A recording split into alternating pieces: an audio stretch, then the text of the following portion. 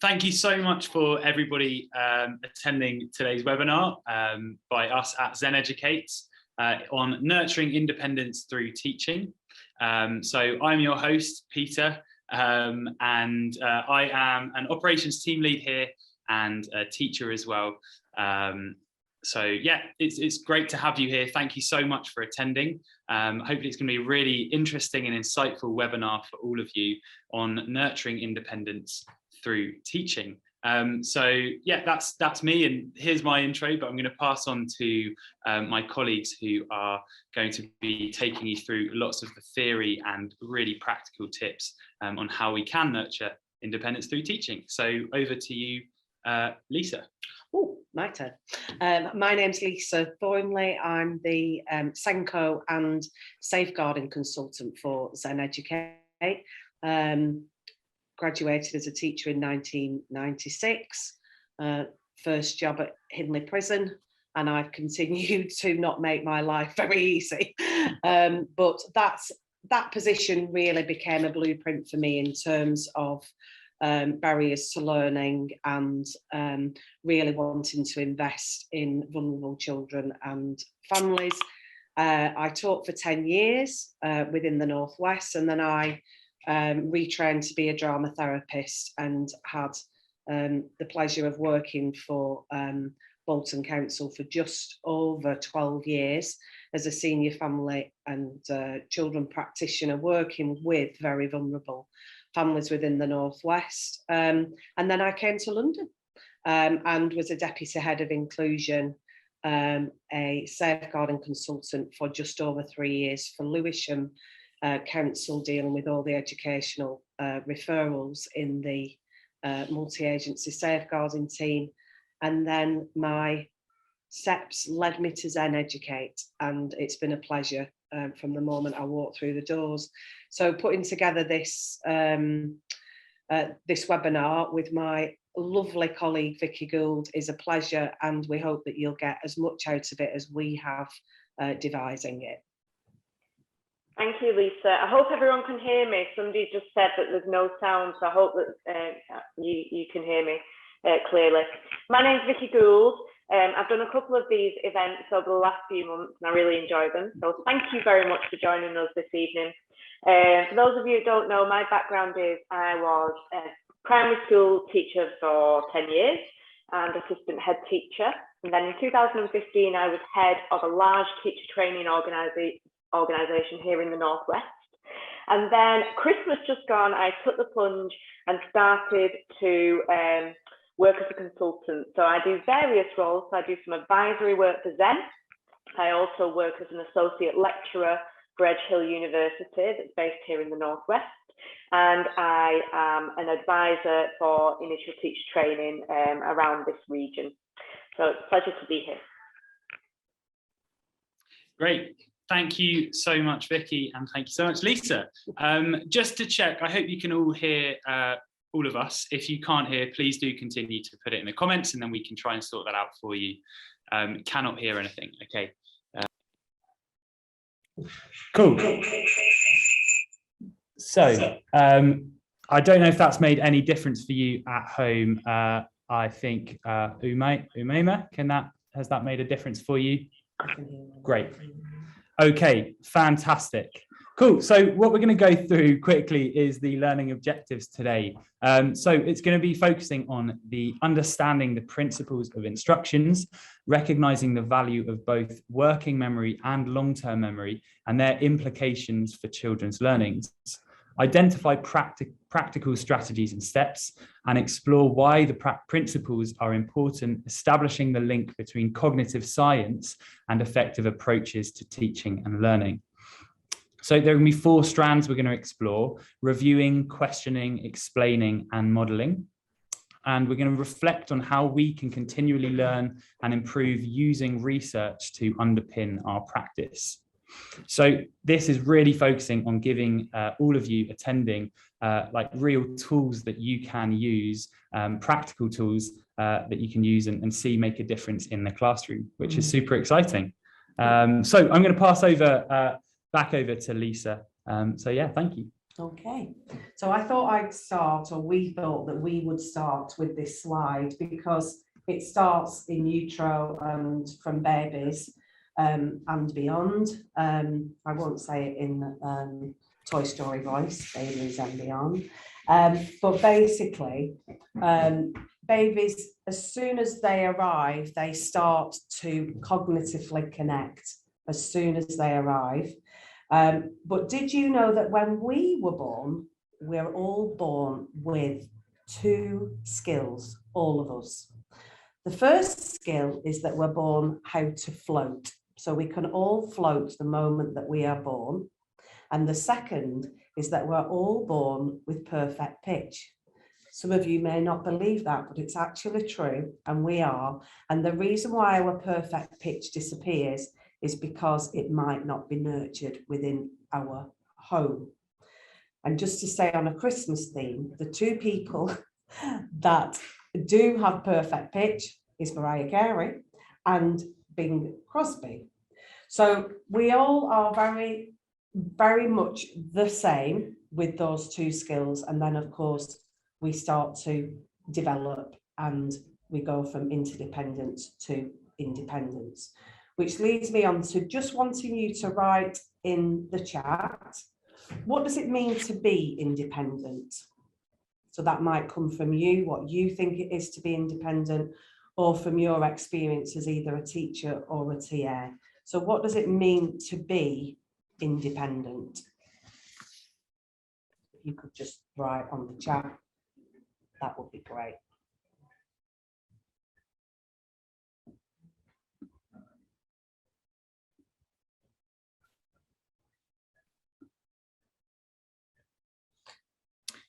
Cool. To be able to safely do something Yeah. alone. Perfect. Yes. Yeah. And I love that word safely, Julia. Yeah. To walk alone, to work alone. Yeah. Yeah. So can we just go to the next slide? So how do we move from interdependent to independence? And I think some of you have already written this, which is great, which tells us we're all on the same song sheet. So first, we must be able to make mistakes. We must be able to allow our pupils and ourselves to make mistakes. And in those making of mistakes, we must be able to feel safe to make those mistakes. So the environment, which I think somebody's just written about school settings, is really important that the children feel able to put their hand up and get it wrong. These 2 quotes are something really quite strong for me, and I used to have the this one, as in, a mistake should be your teacher, not your attacker. And I used to have that in my office here when I came to London as an inclusion deputy head of inclusion, because I didn't know everything either. And I think our sort of, you know, cognitive responses are that we are not very good at what we do. So a mistake is a lesson and not a loss. It is temporary and a necessary detour, and it is never a dead end. There are no mistakes in life, only lessons, and there's no such thing as a negative experience, only an opportunity to grow, to learn, advance along the road of self-mastery. And that is something that I know me and Vicky will support you with, offering you some strategies to help children to master what it is that we are presenting to them. So from struggle does come strength. Even pain can be a wonderful teacher. So even a difficulty can become a teacher. And when I teach, I talk about strengths and struggles. So that's hopefully the slides that will make you realise where this workshop is heading.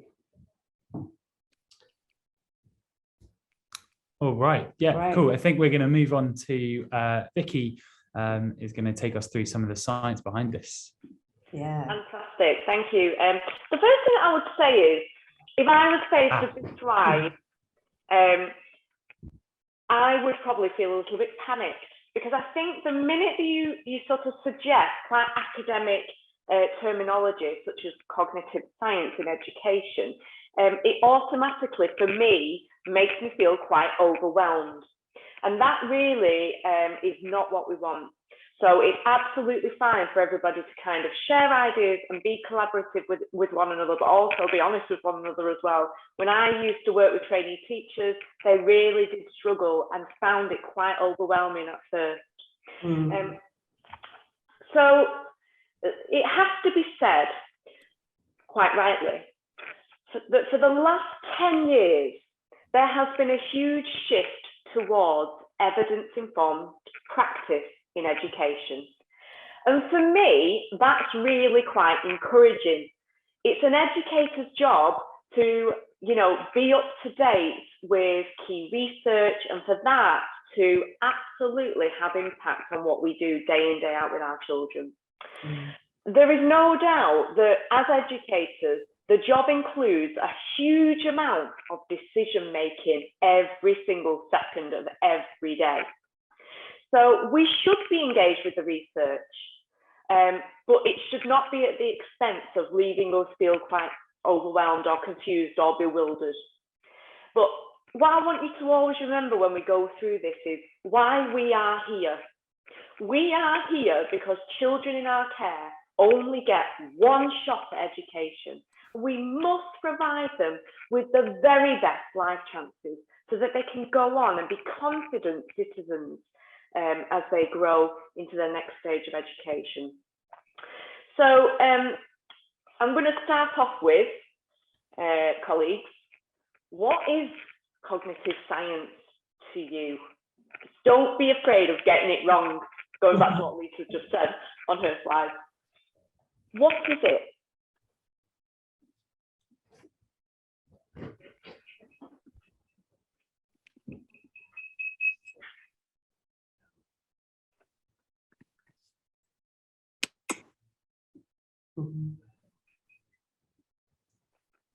How the brain works.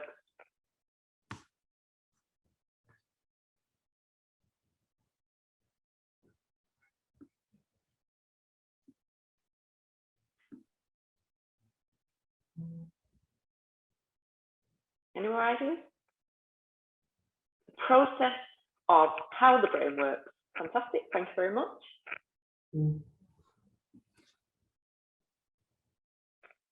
Learning associated with thought and comprehension. Fantastic, thank you for that. How the brain operates. Wonderful. Okay, so for me, cognitive science is a broad interdisciplinary field that aims essentially to understand how the brain functions, how it stores its information, and how it accesses that information. So for us as educators, one of the most important questions we must be asking ourselves is, how do children learn? How do they process information? And how do they retain that information? And we are going to dive into that kind of different aspects of the working memory, the long-term memory shortly. So functions of interest in terms of cognitive science is all about children's language, perception, memory, reasoning, and cognition. It's all intertwined into that interdisciplinary field. Okay, thank you, Ross. Oh, just go back, sorry, Ross, that was my fault. I want to point out Dylan Williams is brilliant. Go on YouTube, have a look at his work. It is the single most important thing that we should know about, actually. It should inform our decisions. Okay, so over to you again. Why is it important? Why is it important to understand its role when we're in the classroom?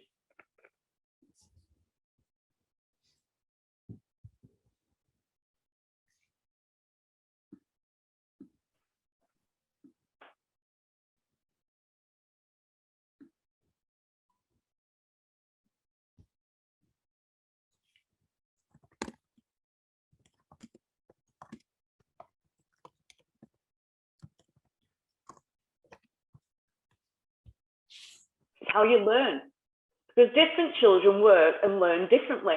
So we need to be adaptable and flexible in our teaching, absolutely. So plan for teaching.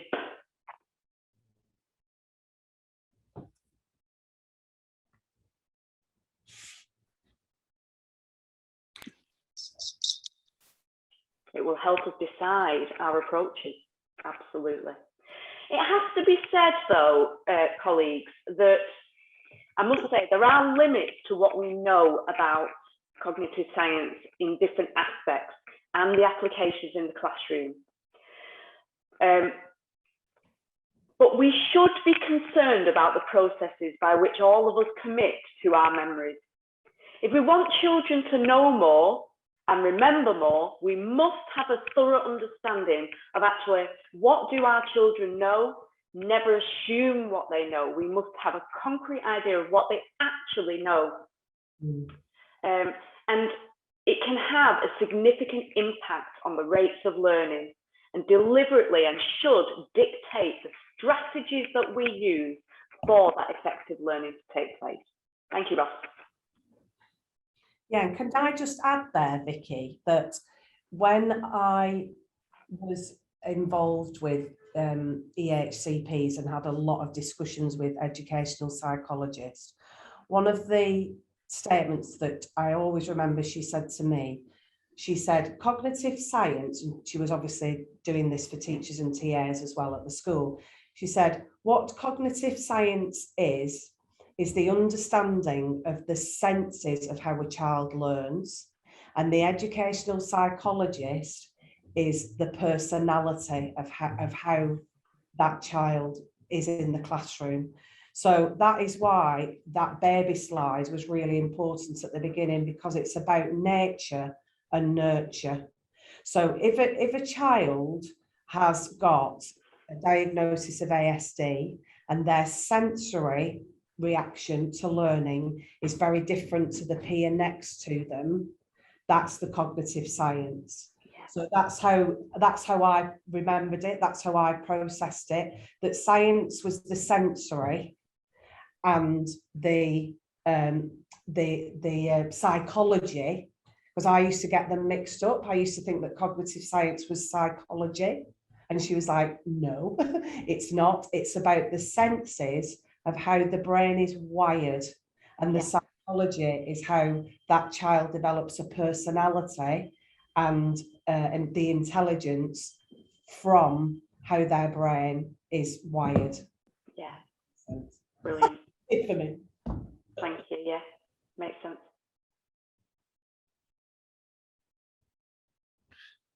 Great. So I think this is back over to Lisa, who's going to take us through the difference between working memory and long term. So I think one of the initial things that I know me and Vicky and Peter spoke about was obviously when we got together talking about putting this webinar together, was about obviously the brain and long term and short term, and we kind of all had a little bit of a discussion about whether our long term is better than our short term. So the working memory is the small amount of information that can be held in the mind and then used in cognitive tasks.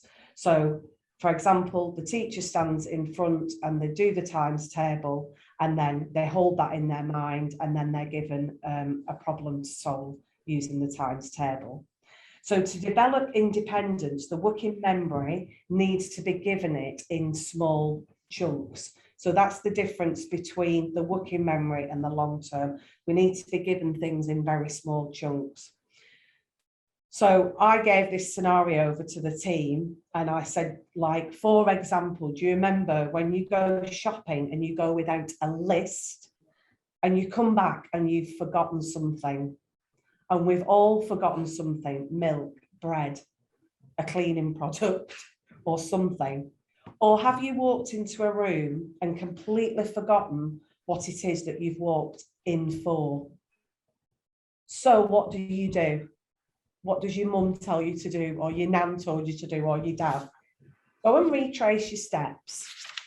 Go back downstairs. And as soon as you get back downstairs, you've remembered what it is that you went upstairs for.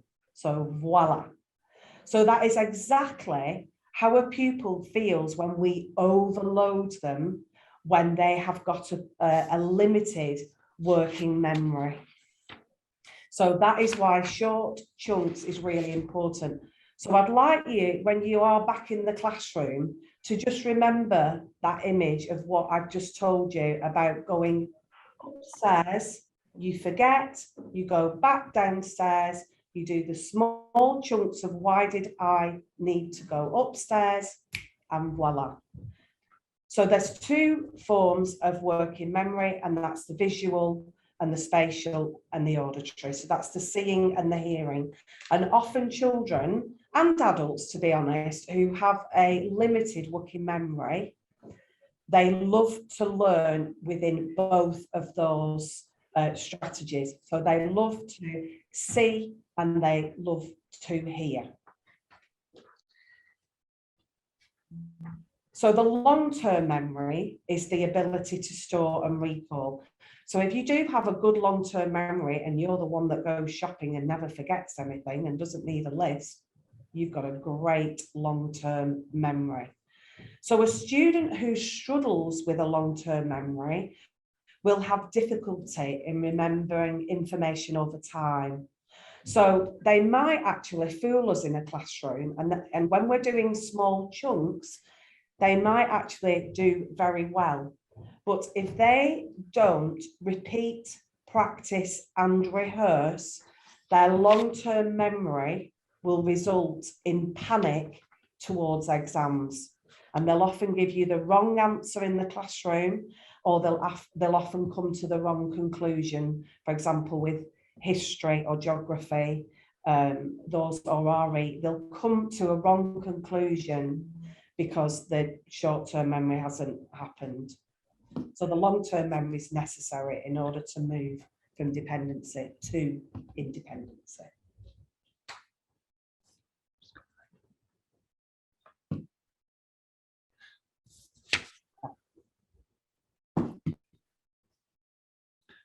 So yes, I've completed it. We've done I've this completed it. Right, okay, thank you, Lisa. Okay, I want you to have a look at the items on this slide, and I'm going to give you 10 seconds to have a look at it. This is just an illustration of what Lisa's just been talking about. 10 seconds, thank you, Ross.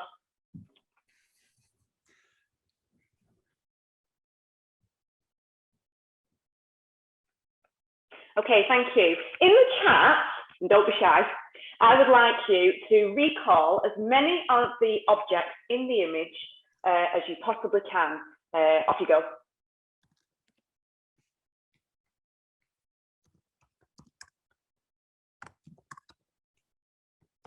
Oh my goodness.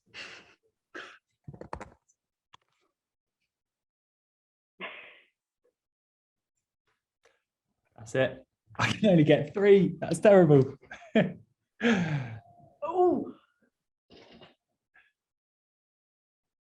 Oh, Deborah's done really well. Deborah's done really So well. Deborah, you can Andrea do my as shopping. Well. Wow. You've shown us up. Okay, thank you very much. I want you to think about why a few of us could only recall very few items.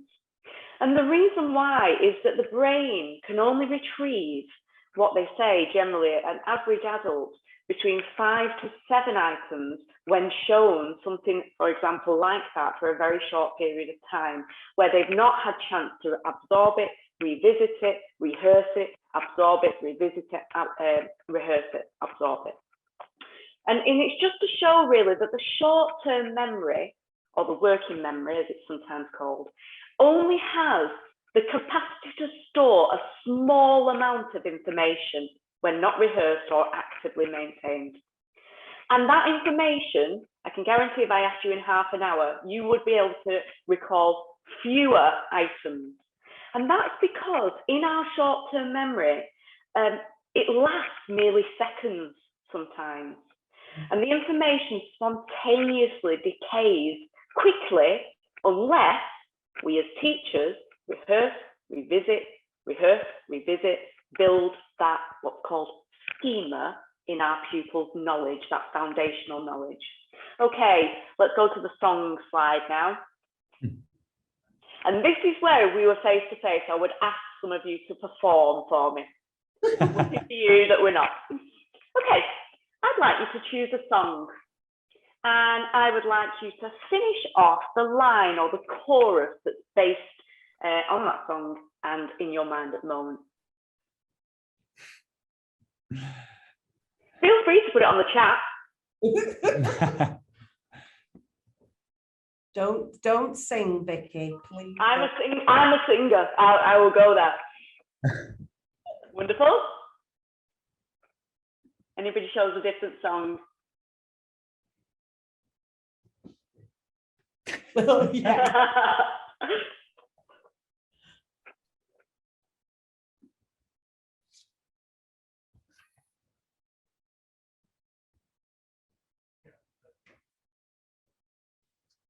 Fantastic. And I can guarantee, so I chose Summer Lovin' Had Me a Blast. And I can guarantee that not only will you be able to hear the song lyrics and recall them, you'll be able to also use your information of the environment within which that song was performed. So I'm picturing, you know, the imagery that was in part of that film. And I have not seen that film for the best part of 20 years. So you can hear a song that you haven't heard in 20 plus years and still recall it. Why is that? Repetition, isn't it? Absolutely. It's because you have heard it over your time, over and over again. And bit by bit, you remembered more and more and more. And now that information is automatically stored in your long-term memory, which is infinite. You can't remember something like the items I just showed you a few seconds ago, but you can remember a song that you have not heard in 20 years. And you can recall it from decades ago. Yeah. That's because it doesn't have an expiry date. And that's because, you know, in our long-term memory, that foundational knowledge lasts a lifetime. And that's where great learning starts from. Yeah. And, you know, they call it the Bananarama principle because of the Bananarama song, which I am really showing my age, but it ain't what you do. It's the way that you do it, and that's what gets results. So for anybody that is on the panel that doesn't know that song, it's Fun Boy 3, I think, and Bananarama. But it is actually now a principle. I think it was devised in the sort of late 90s. And that is basically what it is. It's called the Bananarama principle, and you can Google it. And it starts with the sentence, it ain't what you do, it's the way that you do it, and that's what gets results. And that is a really good motivator for a teacher as well. So it's not actually the fact that you're stood at the front. What are you doing with that information? How are you offering it to your class? So I really like that slide, Vicky, thank you.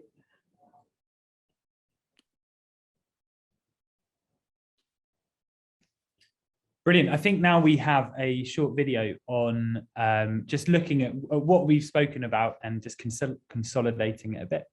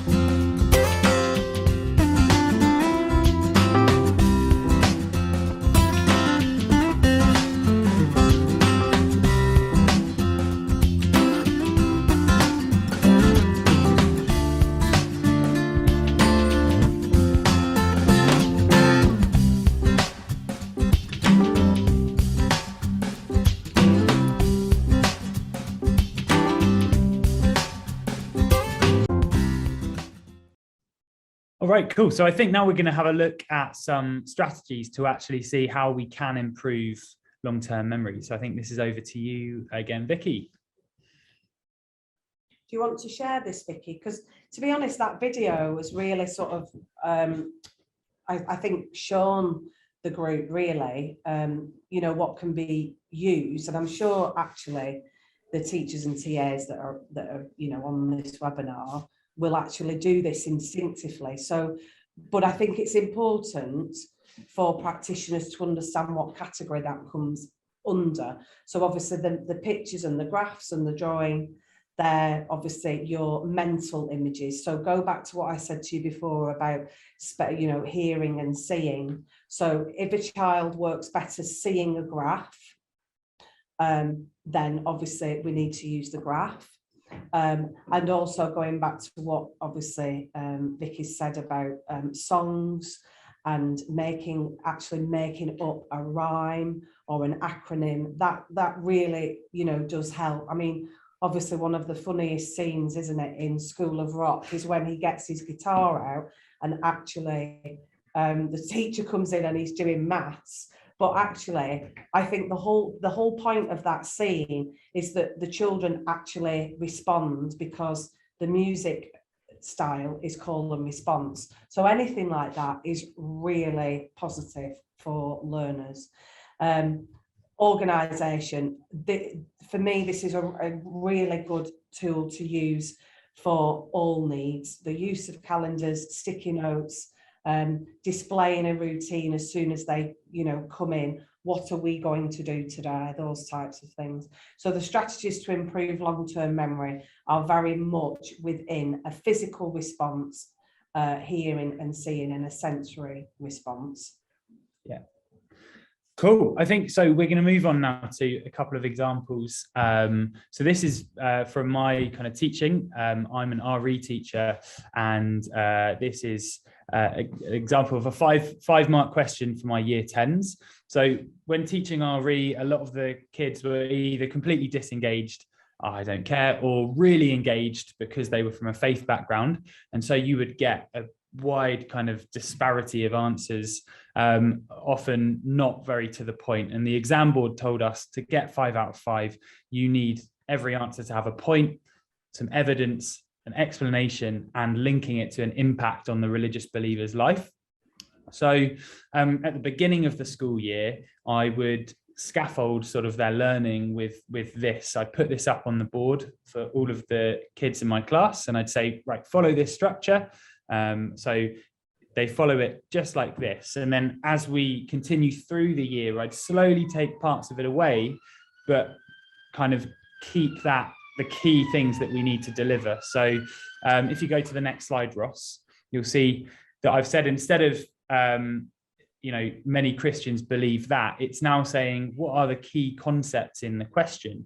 And instead of saying in the space Bible, as you would say, it's saying, what are the sources there? And again, so you're asking questions. And so this isn't something you do from one lesson to the next. It's something you do one at the first slide over the first whole half term. And then as the pupils become more confident, you can then move on to this slide.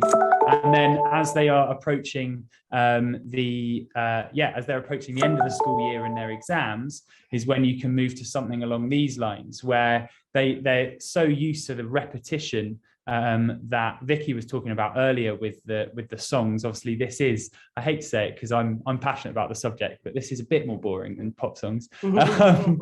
But again, it's about that repetition, and by the end of the school year, they've repeated this so much that actually, you know, a lot of the pupils don't even need this scaffolding. So yeah, that's just an example of how I've tried to implement that into my practice a bit as an RE teacher. So when we think about going from interdependence to independence, the studies say that students absolutely love it, and the teachers initially felt redundant. So what students said about the pedagogy of nurturing independent learners that actually the work felt easier. And I think that goes back to when I asked you, what does independence feel like? And if you feel safe, you feel free to practice. And so it made them feel that the work was easier because they were talking more. They were talking about their feelings and their ideas and collaborating with their peers. And yes, we do all things differently, but that does help with ideas. How we developed this webinar was about ideas. We came together and we spoke about our individual approaches and developed the webinar together. We controlled a creative conversation, and that's what happens in a classroom. And the topic allows us all to be heard, and working in groups supports our independence. And that is what they have said about. Sorry, I just want to get rid of that. And after the teacher has initially been very reluctant because they felt redundant, they then started to think about what their learning objective was for them. So what was it about them feeling redundant that they had to park in order for the objective to be independent, to develop independent learners? And what teachers said was that it made them focus more on informal and formal observations rather than just being an authoritarian at the front of the classroom and saying, this is what we do. It supported self-assessment. So it supported peers talking to each other more. And actually, when we were developing this webinar, I remember you, Peter, saying that actually students actually work harder when they know that they're going to be assessed by their peers, because they don't want to appear like they don't know. So peer assessment and self-assessment is actually something that is a very useful tool. And also teachers talk about the fact that it's more about group work rather than individual students, and it feels safer. Instead of 30 students, you have 6 groups. Yeah, and I think as well on the peer assessment as well, it's often they give each other really good feedback that you as a teacher might not notice. Correct. So, Correct. Yeah. Thanks, Lisa. No. Cool. Great. So if we move on to, we're now going to look a bit at the actual principles of instruction. So Rosenshine, which is a key part of lots of any teachers here doing teacher training, you'll recognize this, and it's a really important thing to consider, you know, when we're thinking about how to make our learners independent. I think when we were developing this webinar, Rosenshine and metacognition reached all of us, and we've used it in our practice, and actually sometimes you use it subconsciously in your everyday life, perhaps with you know, your partner or your children, or you know, your family and friends. So Rosenshine is an instruction principle. It does follow whereby the teacher is incredibly prominent at the very beginning. So a class will follow a step-by-step method. But then what slowly happens, again, going back to the working memory, it then starts to deliver small chunks. So it starts to review. So the lesson would start with an introduction, and the second lesson would start with a review of what you've done, and it would go on to the third lesson with a review. So you would review what we've done so far. You'd then present the new material using that small step, and you would then ask questions as part of the scaffolding, and you would provide models. So obviously the famous model, which basically is referred to, if I remember rightly, from letting go. It's called letting go from dependence to independence, and it's we do. Sorry, it's I do, we do, you do, and what we get from that. So you're guiding the student through that principle. And then the most important thing is to check for student understanding. So again, going back to mastery, using informal, formal, peer and self-assessment. Now, metacognition is what is really being used a lot in schools at the moment, and schools want to introduce this within their curriculum.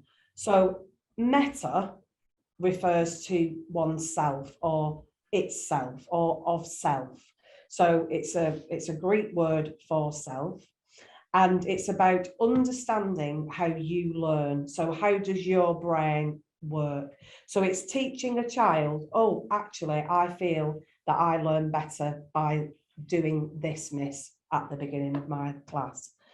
So research initially stated that metacognition was only manageable as a pedagogy from the age of 5. However, going back to the original slide, there is evidence that babies subconsciously understand it.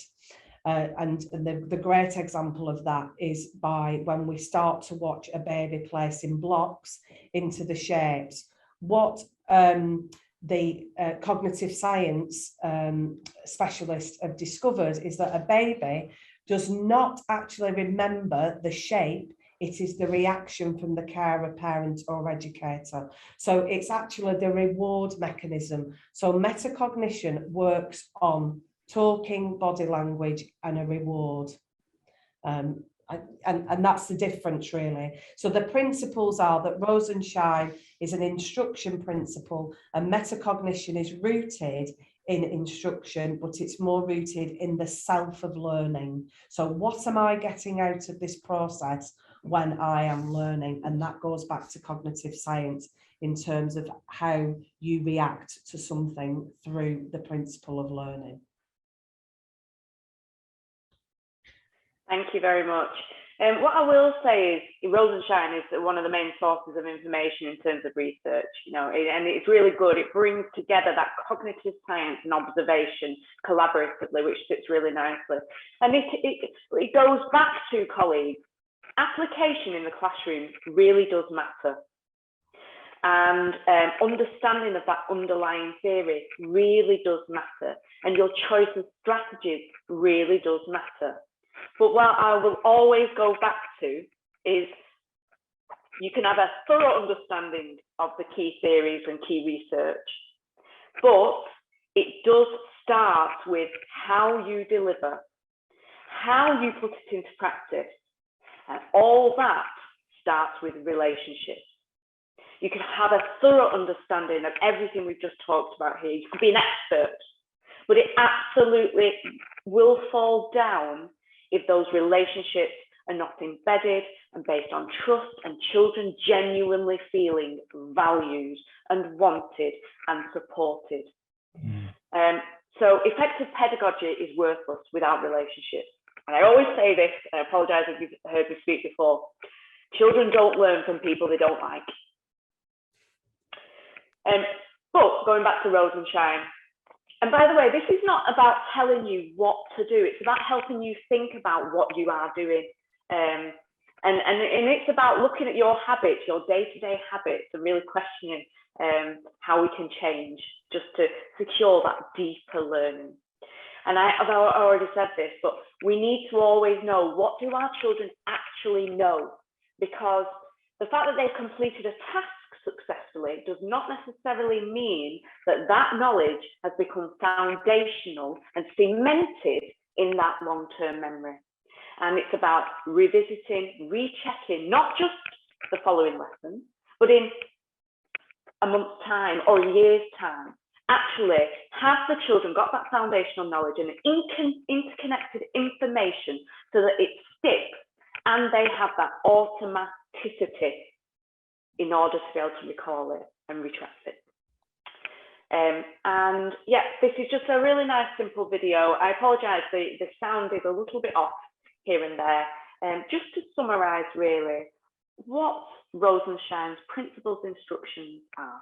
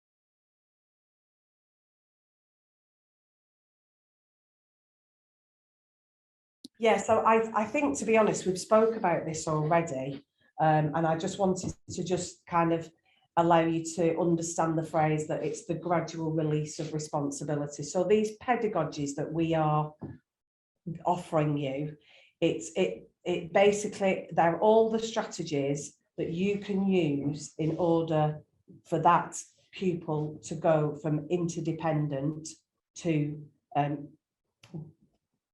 independent. Yeah. Thank you. So I don't want to repeat this, because I know that this is what I've done, but there's lots of different strategies that you can use.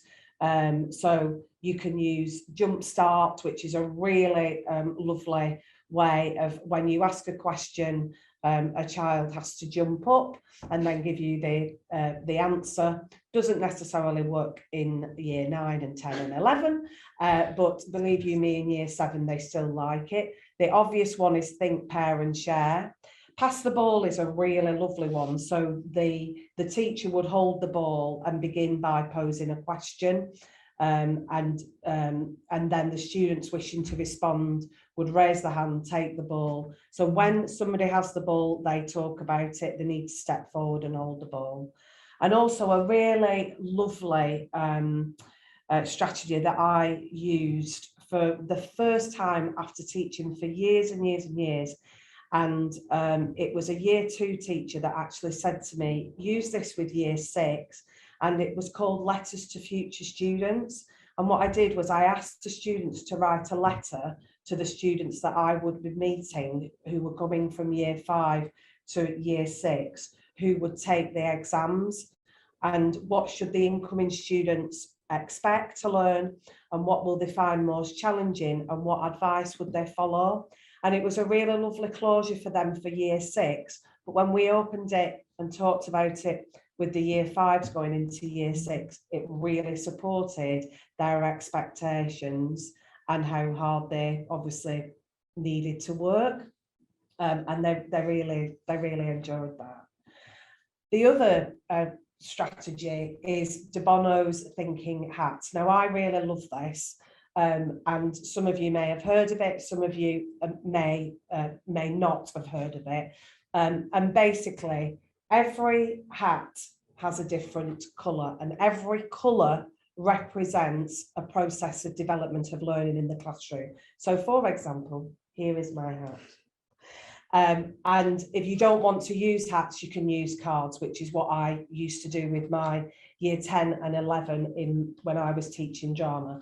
So if I wanted them to think optimistically, it would be the yellow hat or the yellow card. So I would ask them to consider a new idea. So for example, if we were studying Romeo and Juliet and I wanted them to think of a new idea of why they thought that Romeo and Juliet got together, I would put them in pairs and ask them to consider that, and they would then step forward using the yellow card, and they would know that they were thinking optimistically. And it helped them to develop, a bit like what Peter was saying, in terms of structuring an essay. So I would then say to them, there's less optimism in here, and there's too much whole thinking process. So a whole thinking process is that is normally instructed by the teacher. So the teacher would wear this hat to support the organisation of the thinking. But if you were finding in the essay that it was too much thought about what you had taught and less about what the child thought, you would say to them, you're wearing your purple hat. And it just goes on and on and on. So the red one is the feelings one. So you would ask them to think about emotions and intuition around Romeo and Juliet or around Tudors. So the De Bono's 6 thinking hats is not only a great icebreaker and great fun and allows you as a teacher to really show your personality. It allows the pupils to show their personality. It allows the pupils to be active, to be articulate in their thinking, and it allows the pupils to say, I'm going to have the yellow and you're going to have the green, and let's talk about the difference of how we come up with a solution around the said topic that you are delivering. So de Bono's is one of my faves. Yeah, I love that. And I loved using it as well in like philosophy, Yeah. talking about debates and moral dilemmas as well. It's a great way of getting everybody involved and thinking about how they're thinking. Yeah, Which is and, great. and it is a really great tool to start using, you know, year 5 right through to be honest, year 13, because then what you do is you remove the hat, you know, you remove the colours, and you start to say, right, today we are going to be thinking within the white zone, if you wanted to refer to it. And today, for 30 minutes, all we are going to do is collect information. So we're going to collect data to understand the process of this question, and that would be white thinking. And you might then put a pupil who you think is probably not got such a good process thinking around data next to a pupil that has, and then you may put a pupil next to another pupil who's really strong creatively. Yeah, awesome. Thank you so much, Lisa. So I think we're going to move on to, we've got about 5 minutes or so left. So yeah, Vicky, I think we'll move on to the next slide as well, because we've been through a bit of this, but yeah, I think. Yeah, I think we just wanted our colleagues to share, because you've been listening to us, and I think, you know, if we were doing this within a room with all of you in a room, we would now want you to share a scenario where you've possibly used metacognition, Rosenshine, de Bono's, Bloom taxonomy, and how that has made you realise that sort of goosebump moment where a pupil has gone from being very you know, dependent on how you teach them to actually going, I can do this on my own now. So if you want to just share something with us, we'd really like that Yeah. before we close. Yeah, it'd be awesome to hear of any examples that you guys have of where you've sort of related to what Lisa and Vicky have been talking about. And I hope you feel safe enough to do that. Yeah. Cool. So if you just use the chat function and just write anything in there, then we can pick that up, and then, you know, we can talk about that.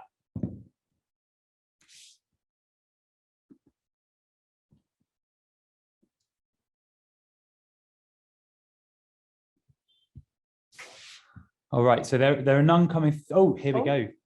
Spoke too soon. Yeah. So running drama games, building them together over weeks and weeks, adding more rules, etc. as we go. When they can run it themselves without me, that feels good. Yeah, that's an amazing example. Yeah, that's really lovely, Julia, because you will have set those boundaries and you would have made them understand what a boundary is, and subconsciously they then got on with it. I think that's really, you know, that's one of the beautiful things, isn't it, when you step back and you see them doing it. Definitely.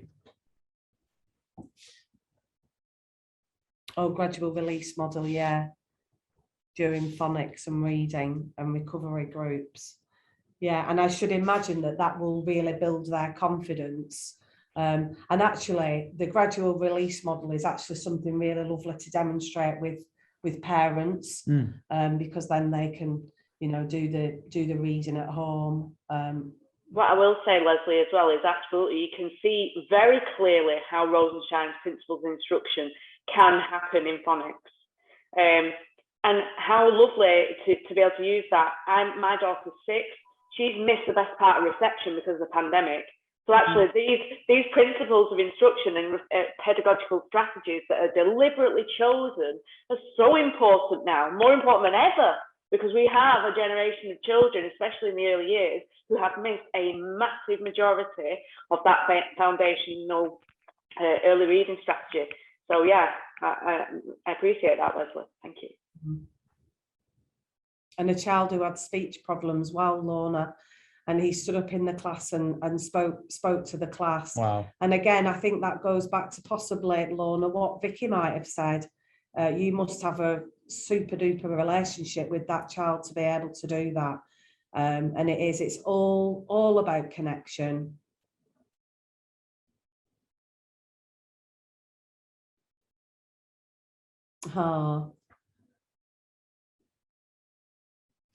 Yeah, using flower, drawing, making rhymes, absolutely.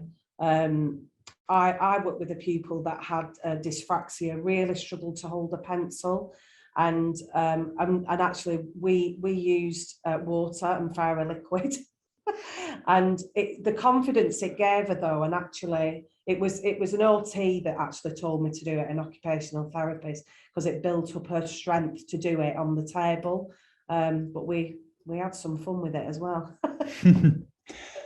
Brilliant. And memory maps as well in there, really like that as well. That's great. Yeah, memory maps are great, aren't they? As spider graphs and all of those. Yeah, really cool. lovely.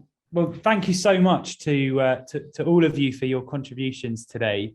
It's been really nice to hear from you and hear those examples. So yeah, that's kind of we've got under a minute left of the webinar, so timed it really well. And thank you so much for coming along. If you do have any kind of further questions, then this will be recorded, so you can re-watch it at a time that suits you, and hopefully those will be answered there. But left for me to say is big thank you to Lisa and Vicky for all of your input in this, and thanks so much to all of you attending. Yeah, thank you. Yeah, thank you all for coming. Yeah. Cool. And then lastly, here are our channels in terms of our socials. So please reach us on Twitter. We also have an Instagram, Zen Educate, and a Facebook page as well. And yeah, it'd be great if any of you are not signed up, then please do sign up at zeneducate.com. And then we'd love to help find you work. So thank you so much.